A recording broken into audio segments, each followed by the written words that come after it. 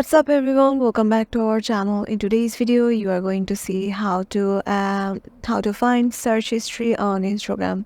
So let's get right into it. Head over to your Instagram application.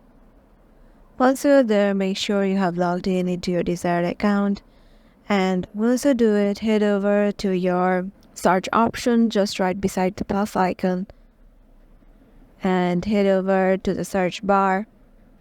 And here you can see all my search options or all my search suggestions, and they are not showing them all, and I want to see all of them. So all I will do is just tap on the see all option on the upper right corner, and there goes all my search suggestions. And here if you want to clear it, you can just clear one by one by clicking the cross icon.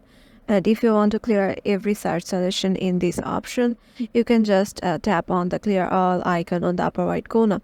And yeah, this is how it goes. Hope this video will help you out, and we'll see you in the next one.